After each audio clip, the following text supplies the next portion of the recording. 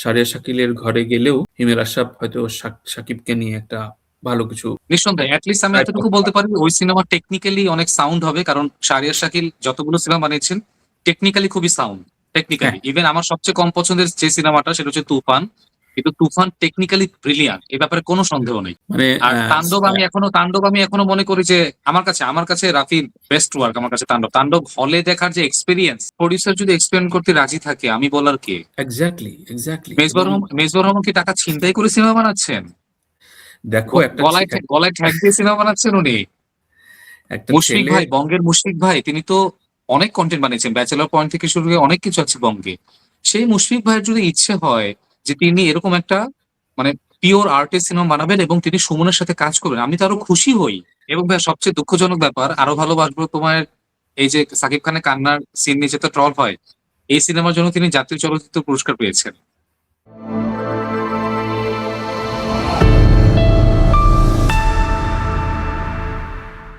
রায়হান রাফির সাথে শাহরিয়ার শাকিল থেকে শুরু করে দীর্ঘদিনের একটা বন্ধন রয়েছে। যদিও সুড়ঙ্গ 2 আসছে একসাথে। কিন্তু রায়হান রাফির সাথে শাহরিয়ার শাকিলের এক ধরনের শীতল সম্পর্ক কিন্তু তৈরি হয়েছে। সাকিবের সাথে রায়হান রাফির আরো একটা প্রজেক্ট করার কথা ছিল। কিন্তু সেটা হয় নাই। কিন্তু সেখানে শাহরিয়ার শাকিল পিক করলো হিমেল আশরাফকে। তো অবশ্যই এটা গুড পয়েন্ট যে আমরা মেবি তুমি বলছিলা যে প্রিয়তমার মতো ছবি করা উচিত। মানে না, রাজকুমার রাজকুমার সরি, বলছিলাম। সরি, রাজকুমারের মতো ছবি করা উচিত। সো যাই হোক এটা গুড ভাইব যে রকস্টারটা যাই হোক আলোচনা সমালোচনা হোক, শাহরিয়ার শাকিলের ঘরে গেলেও হিমেল আশরাফ হয়তো সাকিবকে নিয়ে একটা ভালো কিছু নিঃসন্দেহে এটলিস্ট আমি টাইপ এতটুকু করতে বলতে পারে। পারি ওই সিনেমা টেকনিক্যালি অনেক সাউন্ড হবে, কারণ শাহরিয়ার শাকিল যতগুলো সিনেমা বানিয়েছেন টেকনিক্যালি খুবই সাউন্ড। হ্যাঁ, টেকনিক্যালি ইভেন আমার সবচেয়ে কম পছন্দের যে সিনেমাটা সেটা হচ্ছে তুফান, কিন্তু তুফান টেকনিক্যালি ব্রিলিয়ান্ট, এ ব্যাপারে কোনো সন্দেহ নেই। মানে আর তাণ্ডব আমি এখনো মনে করি যে আমার কাছে রাফির বেস্ট ওয়ার্ক। আমার কাছে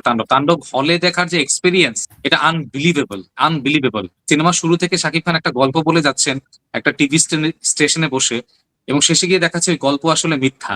উনি যেটা বলছেন ওটা উনি না, এবং হুম, তার উপর সেখানে সিয়ামের যে অদ্ভুত ক্যামিও বা নিশোর যে ক্যামিও, এটা হলে যে আসলে কি করেছে, এটা ওই জিনিস যে চাক্ষুষ না দেখছে এটা সে মানে বুঝতে পারবো না ভাই। এটা আসলে হলে মানে মনে হচ্ছে যে আগুন লেগে গেছে। ট্রু, আমি ট্রু, এরকম ট্রু। সিন আমার আমার লাইফে আমি খুব কম দেখছি আর কি। মানে যেমন সাকিবের ইয়ে, তেমন সিয়ামের ইয়েতে, তেমন নিশোর ইয়েতে, মানে মানুষ পাগল হয়ে গেছে পুরা। মানে এটাই তো হওয়া উচিত মাল্টিভার্স বা যে এবং সাকসেসটা আমি এই তামিম। ক্রেডিট দিতে চাই, বাংলাদেশে একমাত্র এটা রায়হান রাফি করে দেখাতে পারছে, আর কেউ হ্যাঁ, এটা করে দেখাতে পারে নাই। ট্রু। যদিও এটা নিয়ে অনেক দ্বন্দ্ব তৈরি হয়েছে কিন্তু হ্যাঁ, অনেক অনেস্ট কিছু কিন্তু আছে, কিন্তু অনেস্ট তবে কিন্তু এটা যদি গোলটা সামনে যদি গোলটা দিয়ে দিছে। সামনে যদি দ্বন্দ্বটা পাশে সরিয়ে আমরা যদি আসলে বিজনেস করতে চাই, এর চেয়ে ভালো ইউনিভার্স আর হবে না, আর হ্যাঁ, হবেই না, সম্ভবই না। আমার মনে হয় যে সাকিব ধীরে ধীরে এইটার জায়গায় নমনীয় হয়ে আসবে। Hope so, hope so. হোপসো হওয়া মানে উচিত, তার নিজের ইয়াতে হওয়া উচিত আমার মনে হয়।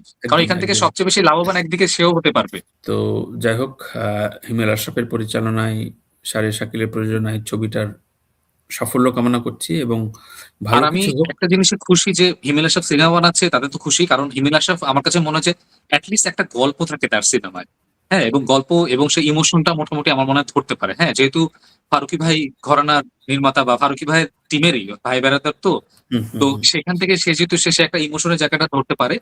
এবং হুম। আমি এই ব্যাপারে আরেকটু খুশি, আমি যতদূর জানি তার সাথে আমার একবার কথা হয়েছে, সে এই সিনেমা তাড়াহুড়ো করে বানাবে না, যেটা শাকিব খানের লাস্ট 2 সিনেমার ক্ষেত্রে হয়েছে, সেটা রকস্টার বলি প্রিন্স বলি, তাড়াহুড়ায়।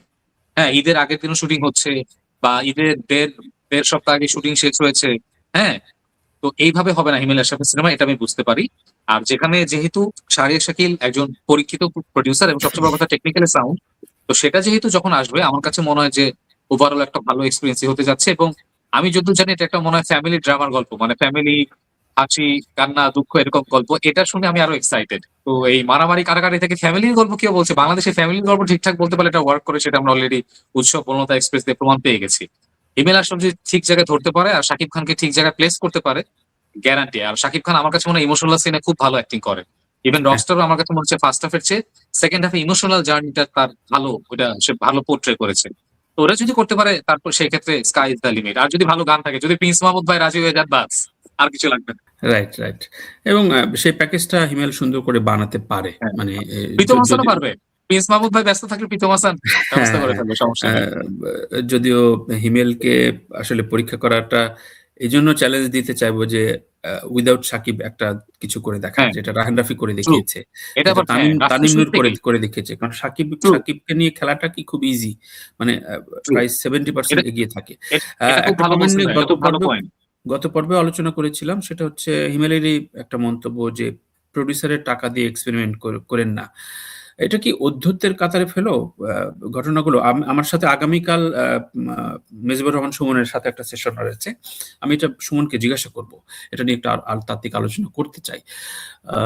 কিন্তু এইটা কি বলাটা সাজে কিনা যে ভাইয়া আহ, আমার মতে কার কি প্রডিউসার এক্সপেরিমেন্ট যদি করবে যে প্রডিউসার প্রডিউসারের টাকায়? যদি প্রডিউসার যদি এক্সপেরিমেন্ট করতে রাজি থাকে, আমি বলার কে? Exactly, exactly. এবং মেজবাহুর রহমান কি টাকা ছিনতাই করে সিনেমা বানাচ্ছেন?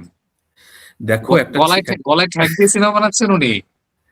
একটা মুশফিক ছেলে। ভাই, বঙ্গের মুশফিক ভাই, তিনি তো অনেক কন্টেন্ট বানিয়েছেন, ব্যাচেলর পয়েন্ট থেকে শুরু করে অনেক কিছু আছে বঙ্গে। সেই মুশফিক ভাইয়ের যদি ইচ্ছে হয় যে তিনি এরকম একটা মানে পিওর আর্টের সিনেমা বানাবেন এবং তিনি সুমনের সাথে কাজ করবেন, আমি তো আরো খুশি হই। এখন মুশফিক আমি তো ভাই আরো কি খুশি হই। প্রেস ক্লাবে প্রেস ইয়ে করেছে, প্রতিবাদ জানাইছে যে আমার টাকা নষ্ট করে দিছে? না, তো যার প্রেক্ষিতে এই কথা বলল হিমেল আশরাফ, মানে এটা এটা একটা অধ্যত্বের পর্যায়ে পড়ে যায় না যে আমার তুমি কাছে তো তোমার এরকমই, এটা কলিগকে তো হ্যাঁ। এভাবে মানে ডিমাইজ করতেছো? এটা এটা আসলে অনেকে বলবে হিমেল আশরাফের সাথে আমার কি হয়েছে। না, হিমেল আশরাফের সাথে আমার খুবই ভালো সম্পর্ক এবং দেখা হলে হাসি মুখ কথাবার্তা হয়। কিন্তু যে কথাগুলো ভাইয়া আমিও যদি দেখেন, অফেন্স আমার বলি। এই জিনিসটা খুব অসহায় লাগে। দেখেন, আপনি যখনই কারো সম্পর্কে একটা প্রপার সমালোচনা করেন, আপনার পরে আবার বলতে হয় ওর সাথে কিন্তু আমার ভালো সম্পর্ক। দেখেন আমরা এটা কোন জায়গায় নিয়ে কোন আসছি। জায়গায়, কোন মানে মানে আপনি সোসাইটিটা আপনি কোন কেন জায়গায়? বলতে পারবেন না? চিন্তা করো মানে মানে ধরেন ধরেন আপনার সাথে হিমেল ভাইয়ের ভালো সম্পর্ক নেই, আপনি তো কথাটা প্রপারলি বলতেছেন কি, এটা আমি দেখবো। আপনার কেন বারবার এই যে বারবার। বারবার জাস্টিফিকেশন দিতে হয় কেন? এটা আমার খারাপ লাগে ভাই। এটা আমারও খারাপ লাগে আমারও বলতে। সত্যি, যে আমি সত্যি। তানভীর ভাইয়ের কিছু একটা বলে আমার বলতে হয়, ভাই তানভীর ভাইয়ের সাথে কিন্তু আমার ভালো সম্পর্ক, কেন ভালো আমার বলতে সম্পর্ক। হবে এটা? সত্যি মানে আমরা এমন একটা সোসাইটি দাঁড় করে ফেলছি কোন জায়গায় নিয়ে সাকিব। এসে আমার আমার অসহায় লাগে। আপনি হ্যাঁ, বারবার মানে বলতে চান নাকি বা আরশাদ ভাইয়ের সাথে আমার এই সম্পর্ক, বান্নার সাথে এই সম্পর্ক কেন? বান্নার ভুল হলে আপনি বলবেন না? আপনি কেমন বিনোদন সাংবাদিক তাহলে? আপনি তো বলার তার দায়িত্ব। আমরা এত ক্রোধের একটা সমাজ তৈরি করে ফেলছি।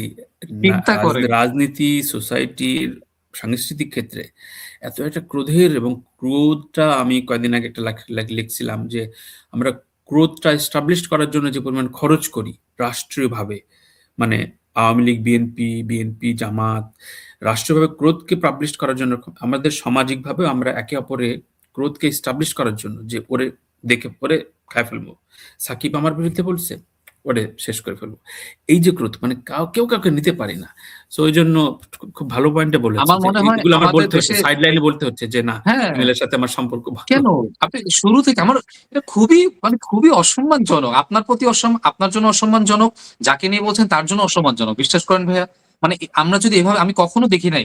মানে আমরা যে এই যে কথায় কথায় বলিউডের কথা বলি, ভাই সাইফ আলী খানের মেয়ে সারা আলী খান, ওর একটা মাঝখানে সিনেমা করছিল এই অ্যামাজন প্রাইমে সরাসরি রিলিজ হয়েছে আর কি, OTT release. Times of India প্রথম দিন রিভিউ করছে, হ্যাঁ, যে সাইফ আলী খানের মেয়ে যেন আর সিনেমা না করে। আপনি লিখতে পারবেন এরকম একটা লাইন লিখতে পারবেন বাংলাদেশে? আপনি একটা সিনেমা নিয়ে আপনি বলেন। Right, right. আপনি বলেন একদমই। মানে সাইফ আলী খানের বাবা হচ্ছে নবাব, তার মেয়ে টাইমস অফ ইন্ডিয়া বলতেছে যে ওর এক্সপ্রেশন হয় না ভাই, উনি সিনেমা করা বন্ধ করলে খুশি হই। মানে আপনি বলেন এইভাবে আমরা বলেন, এবং সেটা আসলে ঠিক লিখছে, ওই সিনেমাটা আসলেই দুর্বল, প্রপার লিখছে তারা। মানে ৫ ভাগের ১ ভাগ আপনি লিখতে পারলে আপনাকে ১০ বার জাস্টিফিকেশন দিতে হবে। আমার কিন্তু সারা আলীর সাথে ভালো সম্পর্ক, কিন্তু এটা না ভালো হয়নি। বলবেন? যদিও আমি আমি আমি এই কাজটা দুবার করেছিলাম। দুজনের সাথেই সম্পর্ক ভীষণভাবে আমার খারাপ হয়ে গিয়েছিল। একজনের সাথে সম্পর্ক ঠিক হয়েছে। আজকে বলে ফেলি, মোহাম্মদ মোস্তফা কামাল রাজ। আ আমি তখন রেটিং দিতাম রিভিউ লিখে, এবং বলেছিলাম যে ওর নাটক দেখে এত মুগ্ধ হই, কিন্তু সিনেমাটা এখনো ঠিকঠাক রেডি করতে পারে নাই। আ এরপরে ও আমাকে ব্লক করে। এরপরে অনেক রকমভাবে ইয়ে হয়। তারপরে আমি যখন ওর এই যে লাস্ট কাজে তুমুল প্রশংসা করি, এটা কিন্তু নির্দ্বিধায়। এমন না যে আবার মোস্তফা কামাল রাজের সাথে আমার সম্পর্ক মানে ভালো হইছে বা আমাকে টাকা পাঠাইছে, বিকাশ করছে, তা না। আবার ধরো আ যে ট্রলটা হয়, শাকিব খানের একমাত্র কান্নার ট্রল তৈরি করার যে জনক, আমার প্রিয় ভাই এসহাক আলী। তো এসহাক আলীকে ছবিটা দেখে আমি বলছিলাম, "প্লিজ আপনি আর এফডিসিতে গোলই, আইসেন।" গোলই, না, গোলই না। দেখে। গলুই, এবং গলির আগে একটা করছিল না পরিমণি। আ আরো আরো ভালোবাসবো তোমায়। আরো ভালোবাসবো তোমায়, আরো ভালোবাসবো ওফ! তোমায়। তুমি মানে আমি ওই ছবিটা সহ্য করেছিলাম। মানে এবং দেখেছিলাম বলাটা এবং এবং ভাইয়া সবচেয়ে দুঃখজনক ব্যাপার আরো ভালোবাসবো তোমার এই যে সাকিব খানের কান্নার সিন নিয়ে যেটা ট্রল হয়, এই সিনেমার জন্য তিনি জাতীয় চলচ্চিত্র পুরস্কার পেয়েছেন। So no comments. কিছু কিছু বলার নাই আমার। কিচ্ছু বলার নাই। No comments. ন্যাশনাল অ্যাওয়ার্ডটা আমিও গ্রহণ করেছি। এনিওয়ে সো যেটা হচ্ছে ইসহাক অলিকে যখন আমি একটা স্ট্রেট লিখেছিলাম, এটা পাবলিশ করেছিলাম। যদিও এখন পাবলিশ করাটা ডকুমেন্টেড থাকে ইত্তেফাকের পাতায়, এবং বলেছিলাম যে আপনি সিভিল বানানটা ছেড়ে দেন। আপনি নাটক নিয়েই থাকেন। সো তারপরে ইসহাক অলি পরিচালক সমিতি, প্রযোজক সমিতিতে বিচার দিয়েছিল আমার জানা মতে। তারপরে হয়েছিল যে এটা কিভাবে লেখে, আমি দেখে ছাড়বো অমুক-তমুক। তো আমার কাছে খুব ইন্টারেস্টিং লাগছিল। কারণ আগের দিনে শুনতাম আমিজামান চৌধুরীর সাথে আমি কাজ করেছি। তো শুনতাম যে তাকে একটা লেখা নিয়ে রাজ্জাক ভাই বিচার বসাইতো, হ্যাঁ, মারামারি হইছে। তো এরকম একটা ঘটনা ঘটবে। ঘটনা ঘটে নাই। কিন্তু তার সাথে দীর্ঘদিন কথাবার্তা বন্ধ মানে একটু দূরত্ব তৈরি হয়েছিল। অনেকদিন পরও আ অলিক ভাই এখন ফ্লোরিডা আছে। আমি এখন ইউএসএ তে যেহেতু আছি, তো কথা হয়। সেদিন কথা হচ্ছিল। তো অনেক রকম অনলাইনে সে অনেক কাজ করবে। ওটা নিয়ে বলল যে কিভাবে কি করা যায়। সো আমার কথা হচ্ছে যে সমালোচনা, আলোচনা সবাইকে নিয়ে থাকবে। কিন্তু সেটা যদি আমি একদম ফিল্টারলেস না কথা বলতে পারি, তাইলে আর আর কোন দাঁড়ায় না।